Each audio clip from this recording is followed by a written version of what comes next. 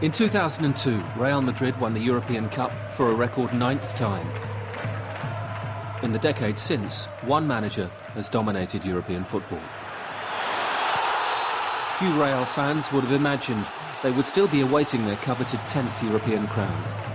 Nobody would have foreseen the rise and rise of Jose Mourinho, except perhaps the man himself.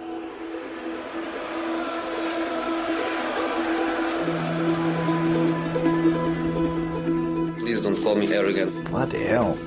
Come to England and say he's a special one. His philosophy We cannot lose. is winning. Box office. I didn't answer to Mr. Mourinho. Mind games? This was a game of football, come on. No other manager would do this. For sure the most successful manager in the game. He's a greedy bugger.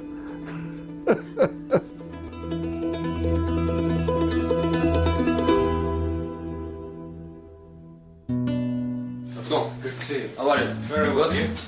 Difficult questions, easy questions. 1, 2, 3, 4, 5. This is the 10th season since you arrived in European football. Much has changed in your life since then. Have you changed? You know, I have more titles. I have more money. I have even more desire to win than I had before. That's my nature. I want to do things well. I want to show my people that in life you have to have ambitions till the end of it. So I try to learn every day. I try to be better every day. And I have exactly the same or more ambition than I had before.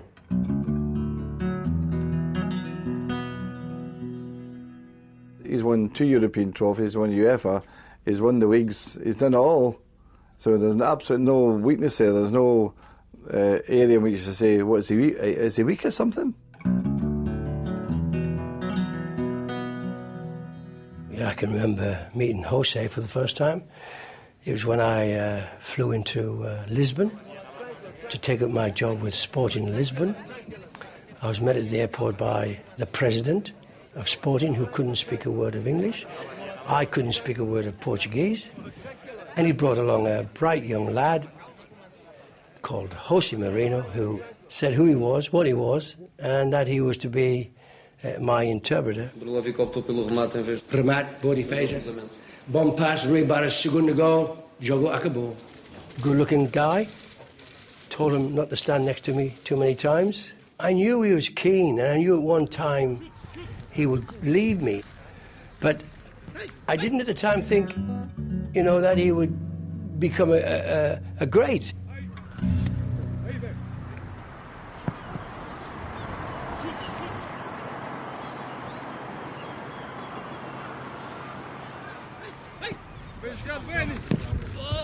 Porto was a team of kids where the coach was also a kid.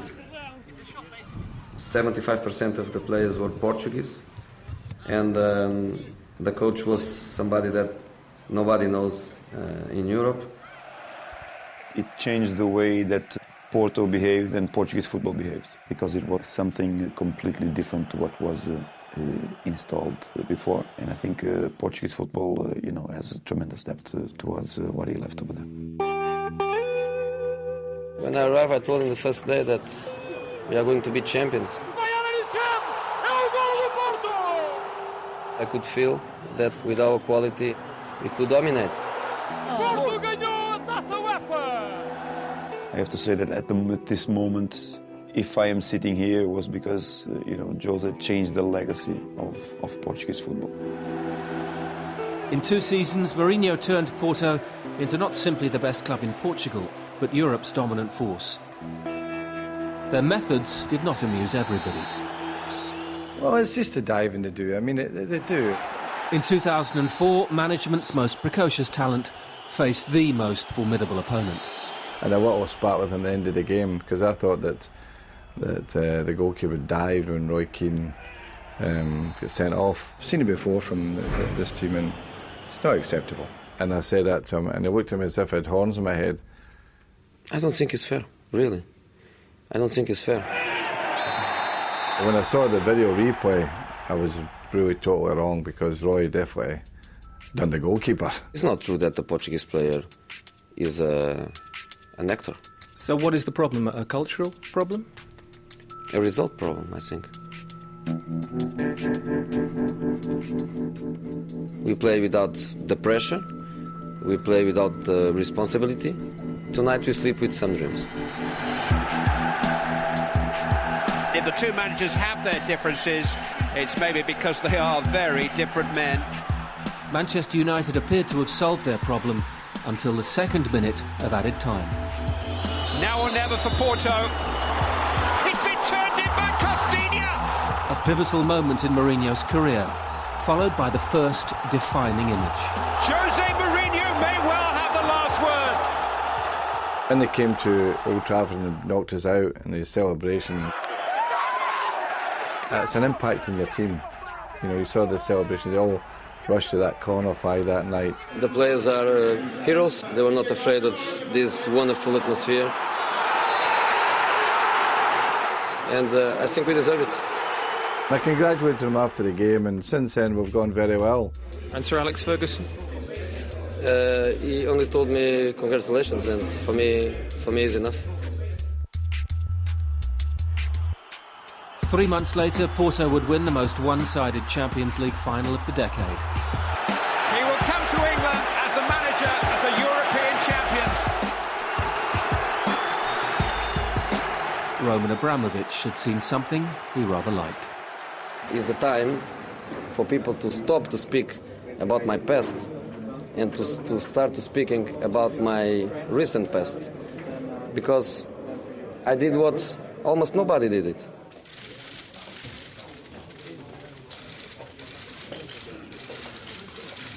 Please don't call me arrogant, because what I'm saying is true. I remember his first press conference, and I said, this is a cocky bugger him. I'm European champion, so I'm not one of the bottle. I think I'm a special one. Box office. He was telling the players, look, I'm the special one. We don't lose games. What's Jose Mourinho's one biggest strength? Charisma.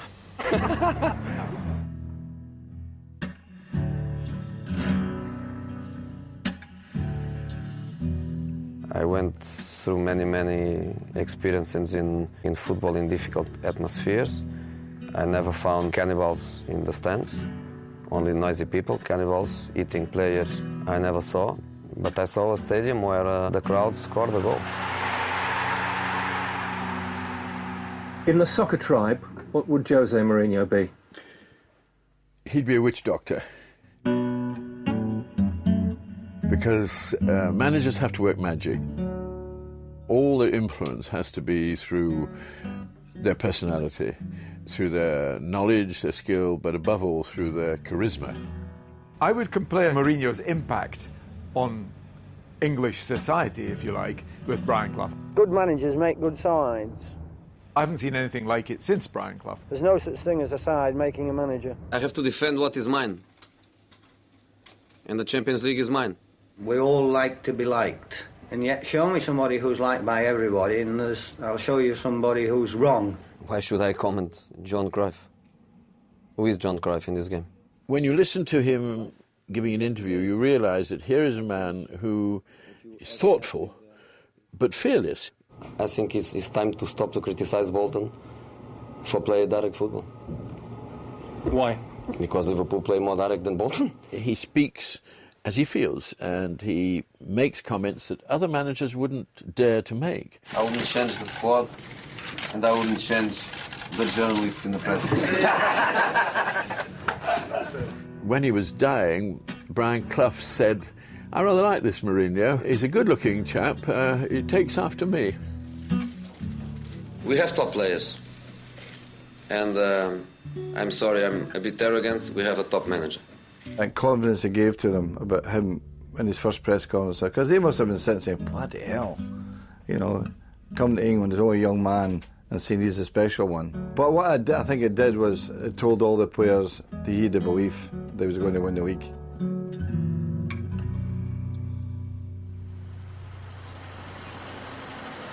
Chelsea was so fun. Incredible players, incredible way of life, the place where I enjoy more, live socially, and at the same time work in football. He made a difference to all of our careers that he came across at Chelsea, you know, because he showed us a different way. He brought the mindset that every game was important, not just the big one. Every game was important. If you wanted to be champions, you had to pick up the points every week. It was the year the Kings Road Entertainers morphed into a European super club. Ruthless and stylish, Mourinho's Chelsea dominated the Premier League, breaking records for games won and goals scored. There was this sort of myth blown up that Chelsea just defended and were hard-working and ground the opposition down, but that wasn't true. No, tell me, in England, which team plays better than Chelsea? Arsenal? They might get more better critical than us, acclaim sometimes. Yeah. They might get more critical 10 points acclaim. behind. 10 points behind. If it was a physical game, we could stand up to the opposition. If it was an open, entertaining game, we had the players who could win that type of game as well. And they found a way to win. That was the secret and the strength of that Chelsea team. No, at that time I was saying I was special because I was European champions 2 days before that. So I arrived here with my ego. No, it's even higher.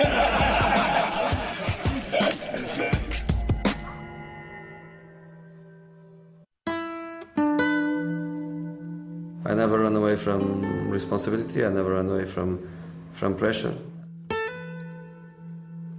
The best thing for the players is to feel that the manager is capable of hold that pressure and that responsibility, and leave the players with more freedom to express themselves.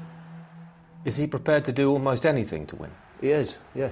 I think he'll push as far as he can if he thinks it's the right thing for him and his team. When Jose Mourinho walks into a press conference, he makes Machiavelli look like a beginner.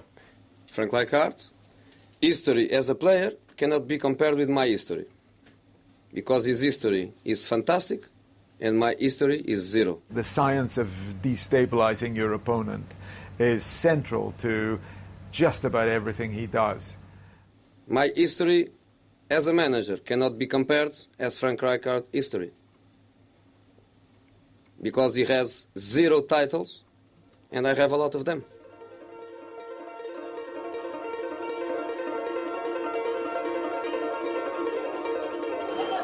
In February 2005, Jose Mourinho returned to Barcelona, the club he'd served for 5 years.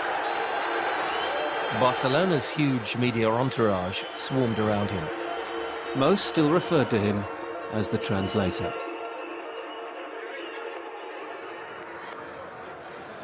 He's come out early. This is a movie star acting in a relaxed way at a time when he cannot be relaxed. The essence of what he's doing here is establishing that he is completely at home, unfazed by anything, completely relaxed. There's no problem. His team are obviously going to win. And that is part of the strategy of what he's doing. Mourinho's players were suitably inspired.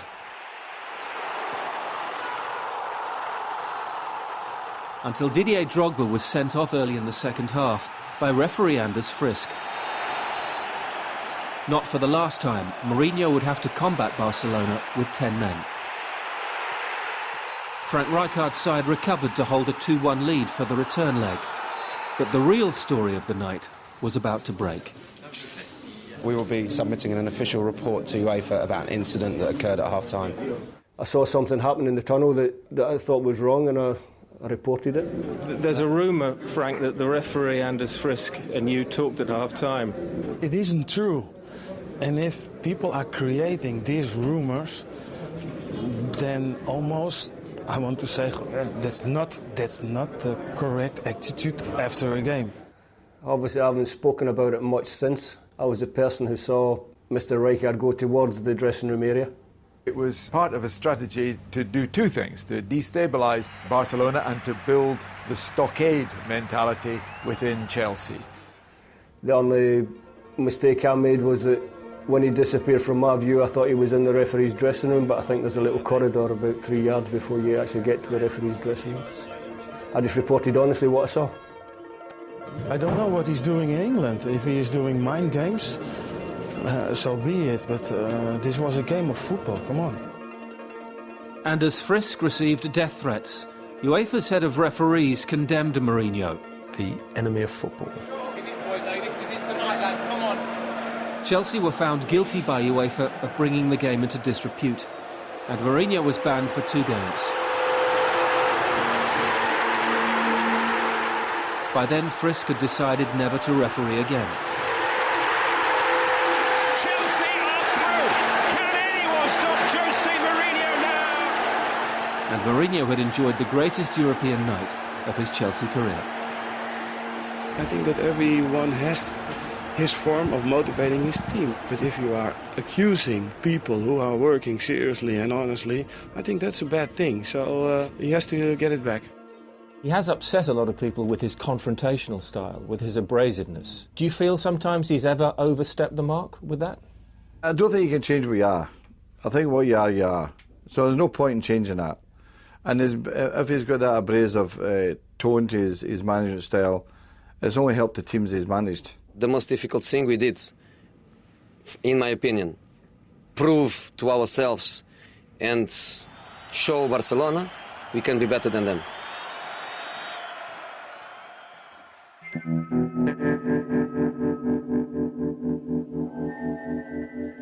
I needed him on the pitch every day. He had an opinion, even in his deliberations with me, and when we were talking about the game and our tactical substitutions and things like that. He was intelligent and a student of the game. He did his groundwork. He did his time as coach, assistant to Bobby, assistant to Van Gaal, and then he made the decision to step out on his own. And since then, it's proved to be a hell of a decision. It was also a risk. Mourinho was giving up a well-paid job at Barcelona, and his failed playing career would open no doors. But he'd been studying to be a manager for 15 years, passing exams and collating information.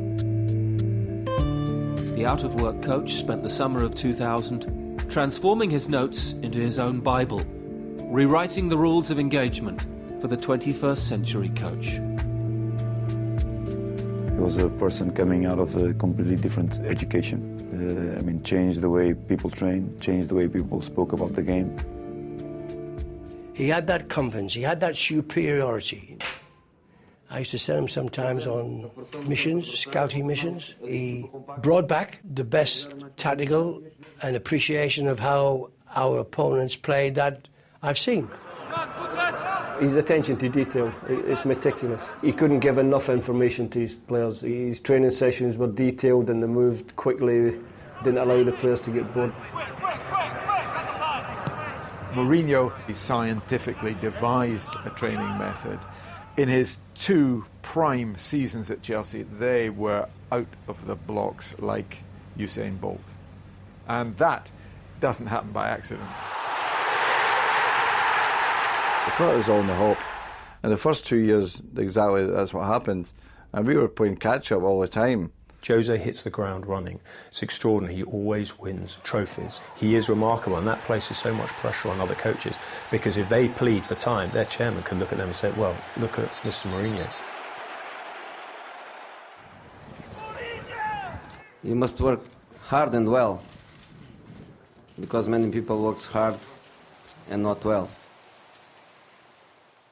I spend most of the time on the laptop doing the reports.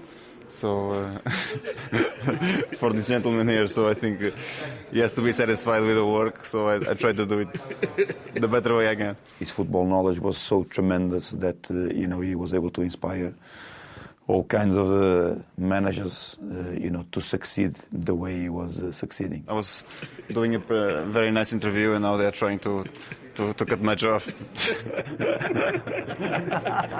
After that, the last defensive block is the 3 attackers against the 4 defenders. I never saw his Bible, but I'm sure that he had prepared some kind of dossier or some kind of document that would be the blueprint for him to move forward. So defensively, it's easy to analyze, it's easy to control, and you cannot concede goals playing playing this way. I'm sure now, 10 years down the line, it's much changed from his original document, because if you don't evolve as a coach, you get left behind. Quality is important. Quality of work, quality of leadership, quality in the relation with the players. I think it's about quality and about results. Managers who get results are the good ones. I'm not putting pressure on you about we have to win. I don't want to put that kind of pressure, but we cannot lose. We cannot lose.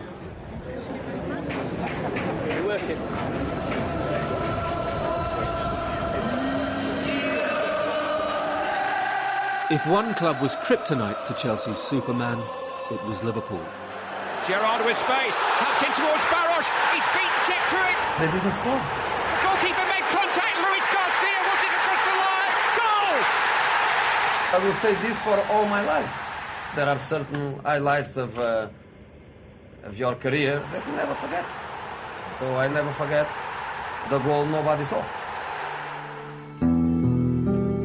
The serene capture of 2 Premier League titles had exposed the one glaring failure to secure Europe's biggest prize. I think it's better Spanish questions because they care about the game. And an increasing sourness had begun to replace the sparkle. Are you up against the best coach in the world? He's one of the best, sure. He has a very good team, sure. But they will lose tomorrow.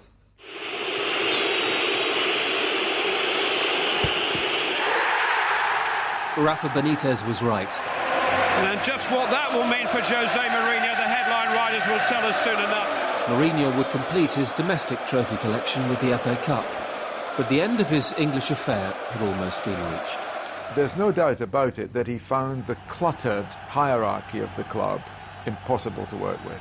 I think he got the impression that the players were beginning to get a bit iffy. I think that was when he realised that, it was all over. Jose Mourinho pulled away from Chelsea's training ground for the last time this morning. What did change over the last week, 10 days, few days, is that through discussions with Jose, through discussions with the club, then it became apparent that that was the right decision. It was a bitter disappointment that Jose left when he did. I think there was still work for Jose and all of us to do to try and move the club forward a little bit. But sometimes the love runs out. The fans are upset. Your players were crying yesterday when you. And I was crying too. And I was crying too. So that's not the point. But you still had to go. Yes.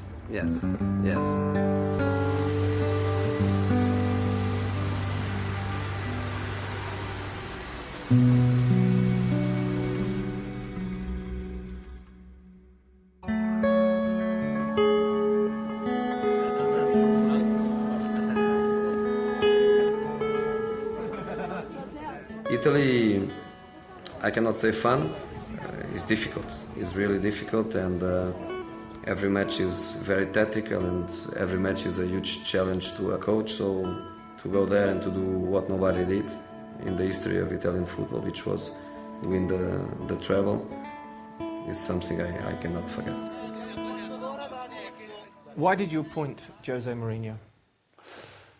Because Mourinho, the character, I liked a lot the character of Mourinho, and of course the results. From the beginning, I consider Mourinho special.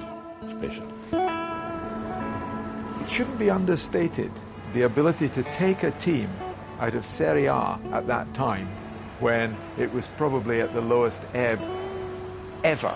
And he came along and he created this team that could go anywhere. The Italian establishment did not like Jose Mourinho. Of course, because they lose. He's broken the system.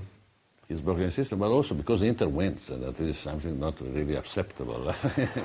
It all peaked one tempestuous night at the San Siro, with a gesture that spoke volumes more than any Mourinho soundbite.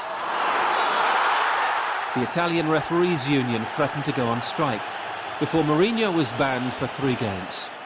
What is it about Mourinho's character that seems prepared to overstep a mark others wouldn't? It's Barcelona. If you subtract from Mourinho's dark side incidents involving Barcelona, he's only grey at worst.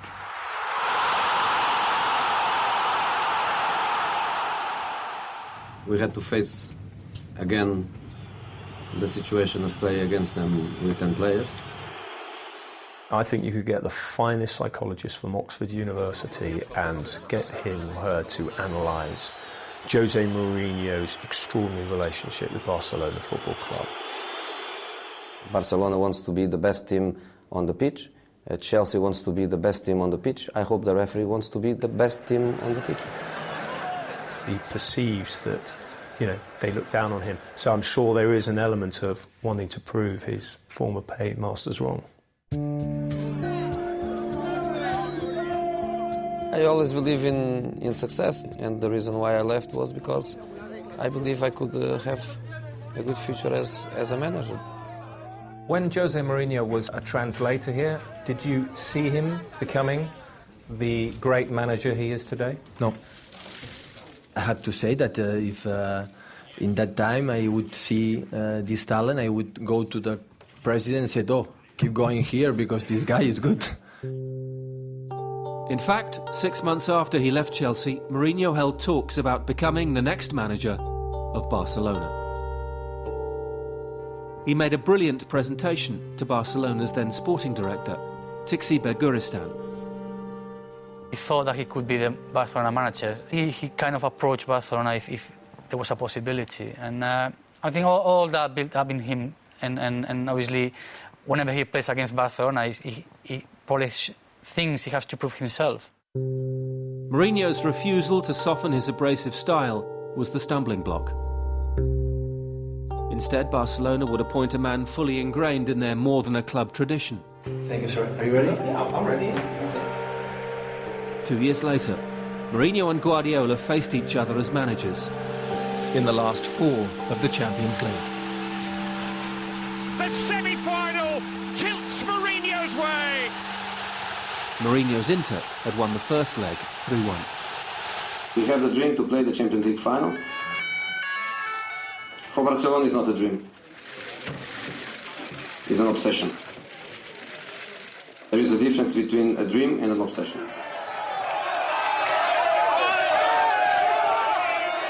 A dream is more pure than obsession. A dream is about pride. For them, this is an obsession, and the obsession is called Madrid and Santiago Bernabéu.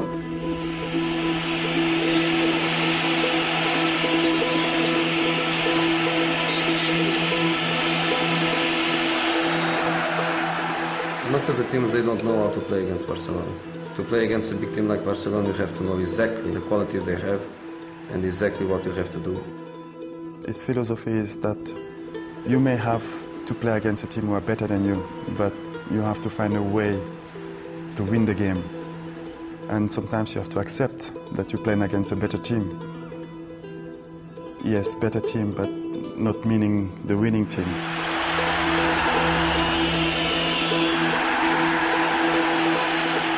When Thiago Motta saw the red card, Barcelona dugout was celebrating like a goal. I felt in that moment they were feeling the job is done. And I went there while Pepe was speaking with Ibra to say, you think it is over, but it's far from over.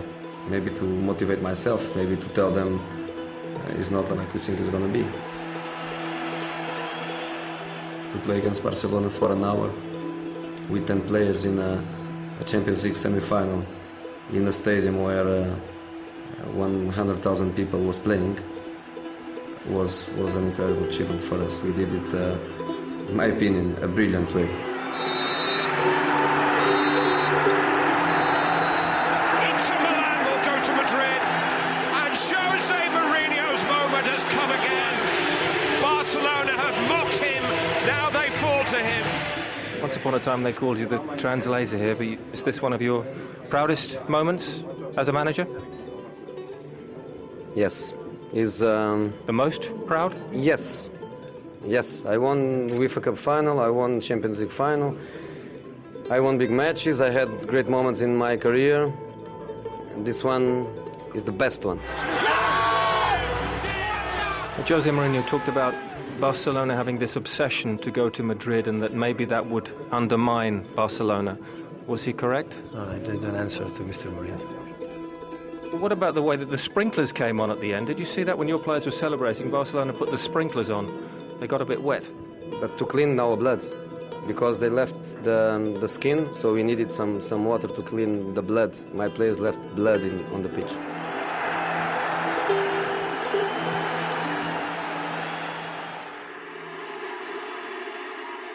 You can't help laughing sometimes when he's grappling with the goalkeeper of the opposing team and they start to struggle and it gets a little bit ugly. Mourinho is the only football manager who celebrates a goal or a win in exactly the same style as his players. I've seen him skid onto the pitch on his knees. I've seen him leap onto another player's back, and that makes him one of the team, makes him the leader of the gang. We said before the game, we go goal down, nothing changes. No, we need to... I think he's quite pleased, isn't he, with that? He is happy. He wasn't happy at half-time, but, you know, he's much happier now. Testimony to his work is always players want to play for him. We all know it's a result industry, but it can be made easier by players who commit themselves to you as a coach. And I think Jose's got that rapport with all his players. To be a technically good coach is one thing, but what gives you the extra effectiveness is if the players love you. And love is not too strong a word. I would never think a guy who hadn't played a game could be a top coach. But then you've got to look at his personality. I think his personality does it. He's got a marvellous, strong personality, and I think that bridges that gap. My friend Louis van Gaal says, you wouldn't do the same as I did. He can't do because he's too slow. He can't run the way I can. I'm fast like a lion. I remember at Inter, I wasn't sometimes part of the start 11, but he's always find a time to talk. If every single players put the team before themselves, they will be successful, and I think that is the strength of Jose Mourinho. You must create a good leadership with the players, which is an accepted leadership, not the leadership by power, not the leadership by status. Make everybody feel part of a group, and I'm one of them.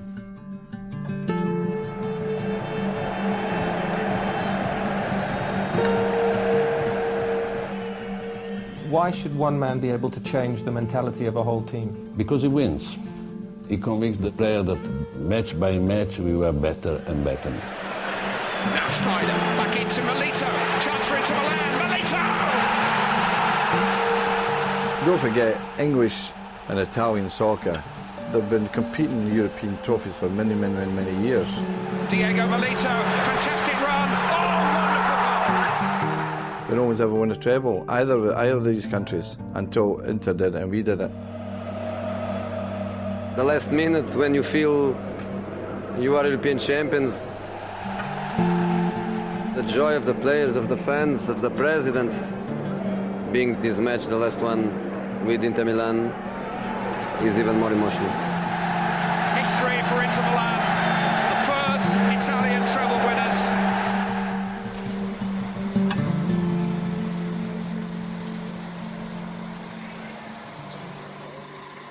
What's he doing?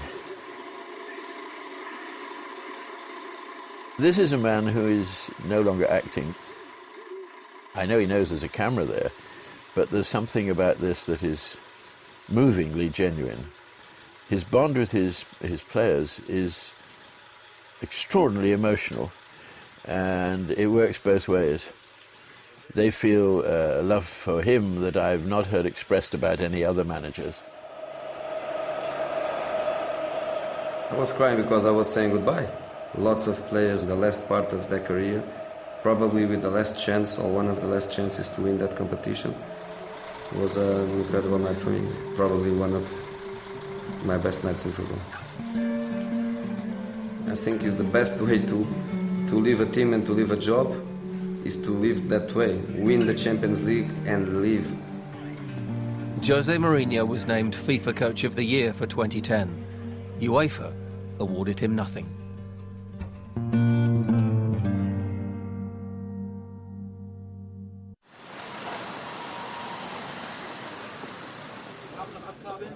I arrived in Real Madrid after 10 years of being manager in top clubs in top countries, and after my great experience in England and in Italy was the kind of challenge and the kind of club that I dream with, yes.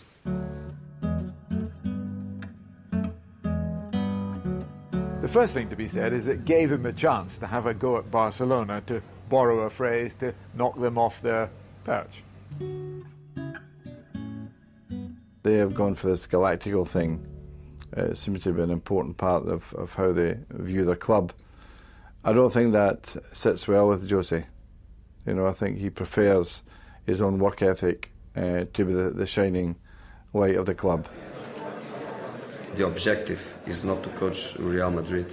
The objective is to win with Real Madrid. I want my players to think the objective is not to play for Real Madrid. The objective is to win, especially against a Barcelona that is an incredible football team. Mourinho's first El Clasico brought a 5-0 humiliation, his worst defeat as a manager. Barcelona were heading for another Spanish title and another Champions League, unless Mourinho could inspire another semi-final upset. If he continues to say Pep, I would say, hey, Jose. The mind games worked their magic. En esta sala, él es el jefe, el amo, es el que más sabe del mundo. Yo no quiero ni competir ni un instante. It's the first time I say Pep. When I say Pep, I say Jose. But on the pitch, the meltdown belonged to Madrid. He lost it. He sent him off. Completely. Mourinho's been sent off as a result of his conversation with the German officials. To play in your own half when you're Real Madrid is crazy. Here's Messi, away from 2, 3, 4, wonderful, wonderful, wonderful. And then he comes out and compounds it by making possibly his most ludicrous allegation of all time, is that there's a conspiracy between Barcelona and the UEFA to make Barcelona win the Champions League every year. Real Madrid has always been this club that has been a gentleman, it's been always seen as the example club in Spain and also in Europe. And he kind of disagreed with this behavior. He thought he was the one making the rules, and a lot of supporters didn't like that. When you live on the edge, like Jose does at times, he does live on the edge, and sometimes you go too far over the line. I don't think it bothers Jose that. I don't think it would worry him. The thing is, he's in the result industry, he knows that. It's results that count. In April 2012, a Mourinho team won at the Nou Camp for the first time. Real had outclassed their rivals, breaking records for points, goals and away wins. Jose Mourinho became the first manager in history to win league titles in England, Italy and Spain.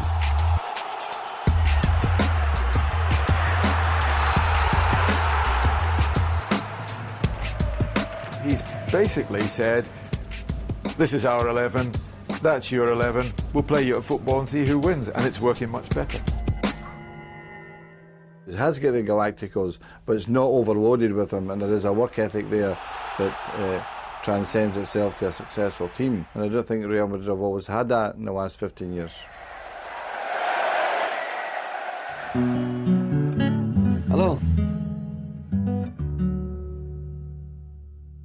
What's your biggest strength? I think it's love for family. That's the engine of everything. Everything I do is for them. After that, I'm Catholic. I believe in him. I try to be a good man, so he can have a little bit of time to give me a hand when I need. when you hear him talking like that, you realise that this is a man with a very complex brain, a man whose complexity makes him exciting.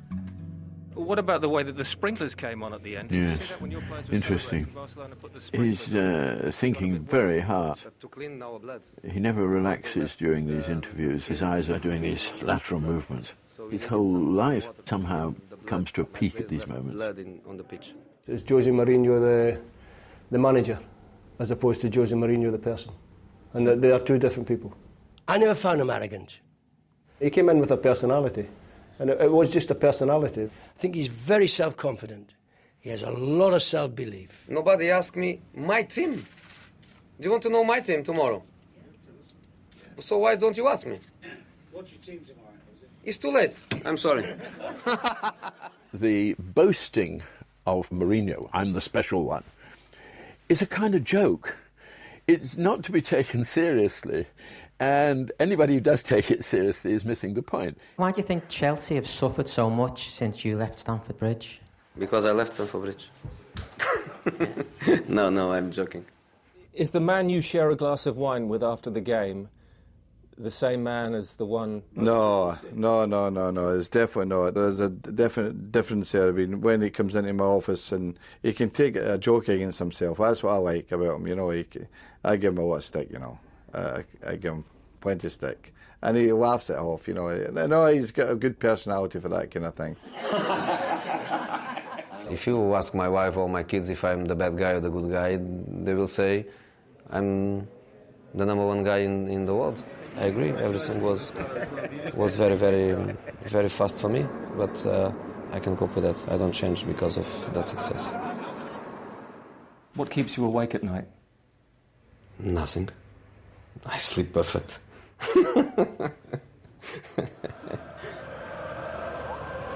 Last month, Jose Mourinho returned to the city where he made his first iconic impression on English football. Manchester City hosted Real Madrid on a relatively understated night for the manager. Real advanced from the Champions League group stage to move one step closer to ending that wait for a 10th European Cup. The next challenge for Jose Mourinho. Yes or no, is your career incomplete if you don't win the Champions League for Real Madrid? My career is always incomplete, and nobody puts pressure on me because I put pressure on myself. There is no club bigger than Real Madrid, and European football matters so much to Jose Mourinho. He must, of course, win the Champions League with Real Madrid. In fact, if he doesn't, it'll be a black mark. A failure? Yes. Yes.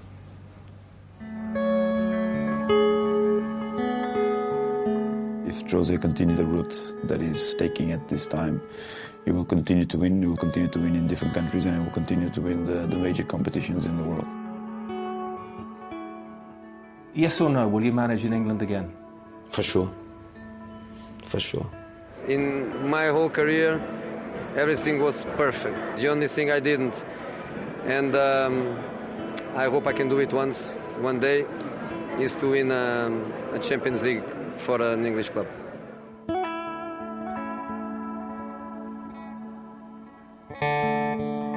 He says he will come back to England and manage. Can you imagine him one day managing at this club? He can manage anywhere, absolutely. I'm not going to put any forecasts of what's going to happen to this club. I'll not last forever, that's for sure. And but Jose can manage anywhere, there's no question about that. I'm proud of him, I really am. I see him with great pride. He's climbed up the steps of the ladder and he's on the top notch, and good luck to Jose. You've won 48 trophies, I'll just remind you. Is that all? Jose Mourinho has won 21 trophies, 7 titles, 2 Champions Leagues and 1 UEFA Cup in essentially the best part of a decade. 10 in a decade, it's incredible that. How old is he now? He's what? He is in his 50th year. 50th year. So he's 20 years behind me. In that 20 years, he could, if he, in the same rate, he's going to add another 42 trophies. At the current rate? Yeah. It's amazing, isn't it? If I stop now my career, I can say oh yeah, in 10 years I did this and this. But I want to carry on. I don't wanna stop. Mourinho will just get better and better and better as long as his brain gives out and his ego remains under control. Coaches get better and better. Ferguson's your perfect example. I don't think he'll manage until he's 70 away. He's told us that he wants to go on for another 15 years. 65. Yeah, well, in that case, he would have 50 odd trophies. He's a greedy bugger. I think he will be extremely driven to win the World Cup for his country, and you know, when that happens, when statistically, you know, he's the best manager that has ever been, then I think he will finally leave the game. That's what he wants to be, remembered as the best ever coach. He's on track for that, isn't he? There's no doubt about that. The point is give everything. And that's what I do in every club, that's what I do every day, and that's what I will do till the end of my career. And because the end of my career is very, very far, I hope God give me strength and health. I'm not afraid to fail, I'm not afraid to lose. I want to be the best tomorrow. After tomorrow is another day. Never look back. Memories, very nice memories.